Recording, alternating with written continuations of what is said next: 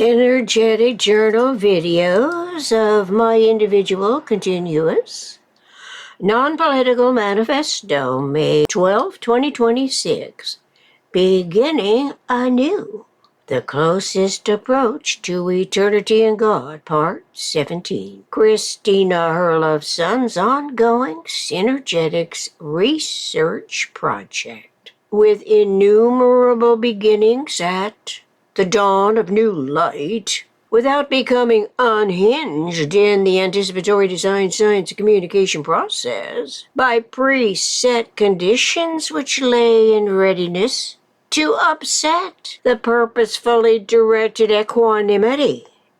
Metaphysical intellect's consciously coordinated thought language has the vector equilibrium experientially in mind, as intuition begins accrediting the activated mind in matters of critical concern. The fullest applicable conceptuality of the vector equilibrium, which is universe's model of equanimity, has yet to actually reset the world stage for present to future events. Primarily because the very idea of doing so may seem to be futile in a world with preset PRJMWBSHM politics, religion, justice, military, war, belief system, hierarchical matrix, human conditions that restrain and constrain the employment of cosmic logical systems which most likely are unknown to the contemporary humanities communication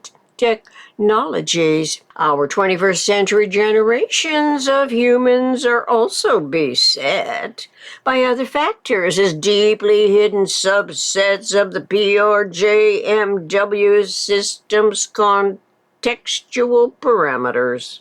In addition, contemporary communication technologies hamper embryonic fresh starts by fixating the human's attention span in its mobile phone messaging devices, the seemingly quickest point-to-point texts, without the messengers actually conceptualizing the computing circuits which are referenced algorithmic codes, not the geometric topological minimum structural system of omnidirectional, omnirational, metaphysical, physical universe. Thereby, self to others reiterations do not consciously participate in liberating self and otherness from the slave mentality human condition, despite employing its psyche's personality, perspective, and philosophy, the 4 P's that are integrals of the individual who in principle is designed as a one-of-a-kind,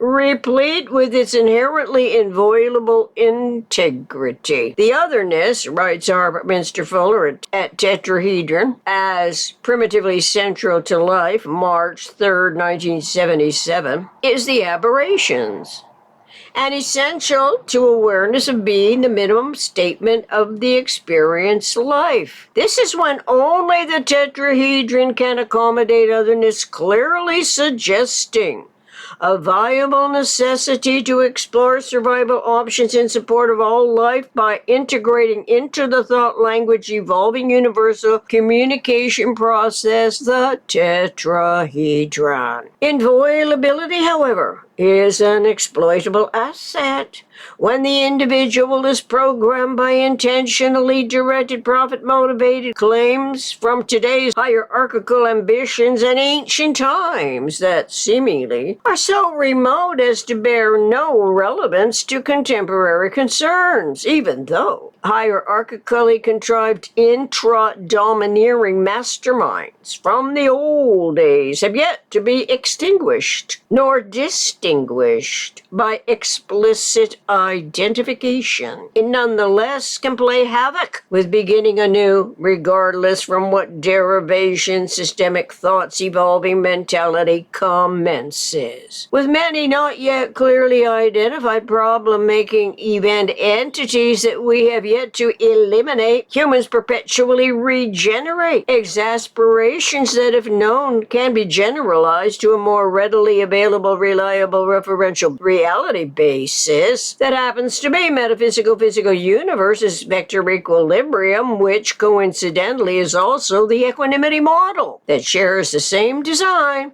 in both the metaphysical and physical conceptual fields. In this event, embryo experiential experimental beginning anew, conscionable metaphysical intellect can permanently set aside any intention to further cultivate the false premised immaculate conceptions. A false premised immaculate conception coincided with the supposedly secret confession to the priests of the R factor as a precursor to the hidden surveillance technologies in widespread use in the world that at every turn of events violates personal freedoms. It conveniently ignores honoring the individual's inherently inviolable integrity that, if acknowledged at the outset of any newly forming governmental responsibility of the people, by the people, for the people, would not have resorted to cameras as spying devices, because ideally all publicly intercommunicating human behavior would be out in the open, without fear of reprisal, correlating to the most economic accounting systems communications hierarchy. Synergetics 1056.20,